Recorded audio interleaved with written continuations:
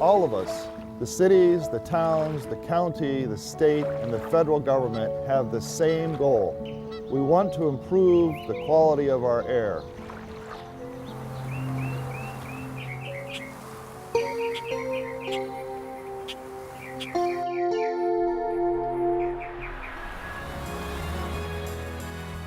We're committed to clean air in the Valley of the Sun. The Sonoran Desert, a place of brilliant sunsets, towering saguaros, and majestic mountains. But our beautiful desert landscapes are also fragile and can easily be disturbed.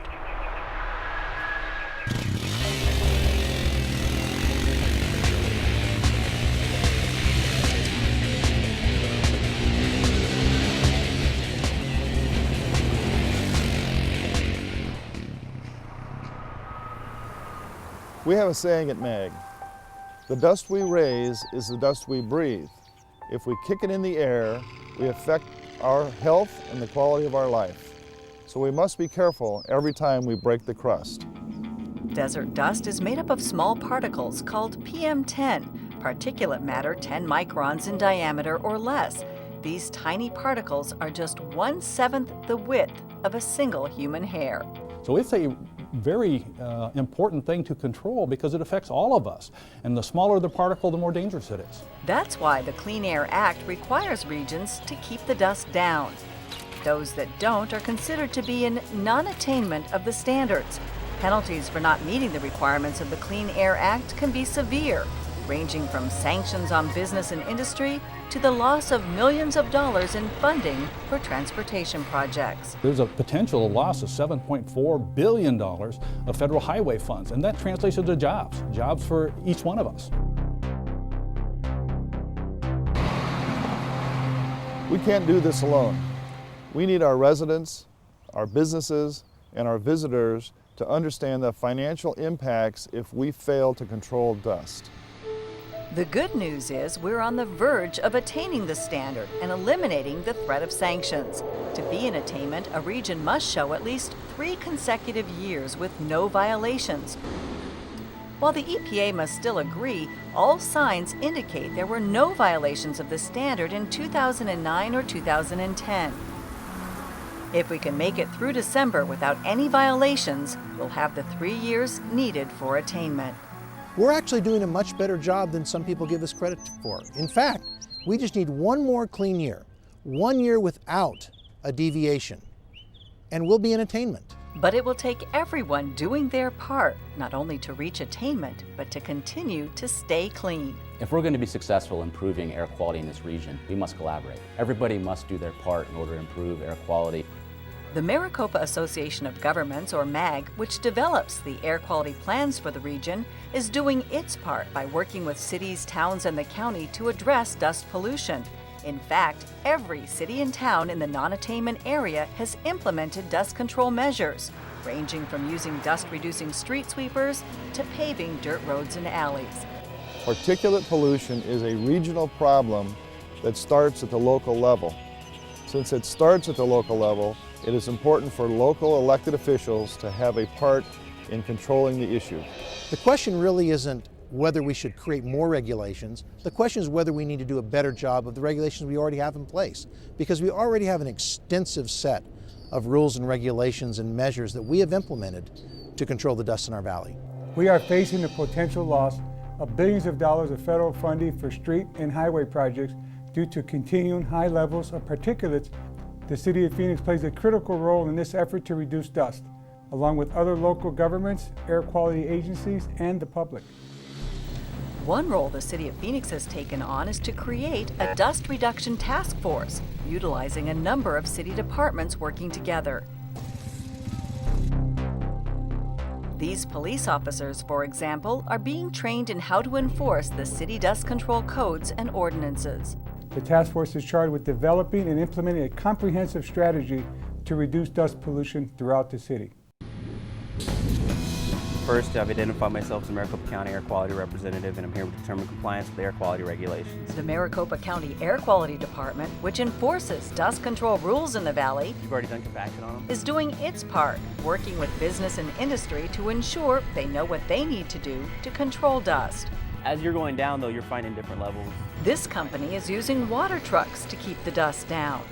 Maricopa County has several activities to reduce dust pollution. We actually have rules and regulations that our inspectors go out every single day to ensure that people are in compliance with their permits and their dust control plans. There are 17 dust monitors strategically located around the region, like this one in Southwest Phoenix. It uses the latest technology to continuously analyze the air we breathe. The air comes down here, gets split into two different forms, and the instrument will measure the PM10 part of it. With funding from MAG, Maricopa County recently purchased software upgrades to provide readings at the monitors within mere minutes, enabling cities to rapidly respond if those readings start to climb. We have one of the most sophisticated monitoring systems in the U.S. In addition to that, we're adding some cutting-edge technology to give us near real-time data, so when we start to see a problem, we can respond quickly. This is using wireless technology and then being able to broadcast this out to people who can respond. So we're very proud of this technology, and we think it will really help us in this effort. These monitors are intended to be representative of air quality throughout the entire region. They're used by EPA and ADEQ and Maricopa County to determine whether or not we're meeting the standards that are set. The Arizona Department of Environmental Quality has a major part to play in reducing dust. Recently, it worked with the state legislature to pass a bill that will help prevent dust exceedances throughout the valley, especially on high-risk days. This bill requires ADEQ to provide a 5-day forecast on a rolling basis. This will enable cities, residents, businesses, industries, and vacant lot owners to be aware of potentially high-risk wind events and take preventative measures. As an ADEQ meteorologist, when we're forecasting PM10, there's two risk factors in the valley here. One is winds, which would cause blowing dust. The forecasts are based on meteorology that accounts for both stagnant and windy weather conditions. The other is stagnation, and this is an instance where the mixing layer, or if we have an inversion per se, the pollutants don't have as much atmosphere to mix out, and that's why we can have high PM10 under a stagnation episode. The forecasts are distributed to businesses and can be accessed by the public at azdeq.gov. So what we're hoping is that the public and industry will pay attention to those forecasts, and they will change their activities based upon whether or not they can do their part with respect to minimizing their activities during those days that are forecasted to be at high risk for dust generation. The fact is we live in a desert and there's some things we can't control, like high winds. But when we do have high wind days, we can recognize that this will take extra effort to make sure that we don't create additional dust. Well, as you can imagine, it's a huge challenge in terms of controlling dust out there. When you're the state's biggest road builder, you're constantly disturbing the Earth's crust. So even governmental agencies like ADOT must be aware of dust pollution. Well, I can tell you we take this subject very seriously. It's really important in terms of the role that we play working with our contractors. It's a constant subject in terms of meeting about controlling the dust out on construction sites. It certainly is a big challenge, but we see it as very important in terms of the region's efforts to control dust as far as our air quality issues. But it's not only governmental agencies that must do their part to reduce dust. Private industry is also stepping up to address dust pollution. Contractors are already making use of high dust forecasts. The Arizona General Contractors has a high wind event networking system that they use via email. So when they have a high wind event, they blast out an email to all contractor members so that we can control our dust or stop work if necessary. We use a 621G auger that does not stir the dust up like a paddle wheel does.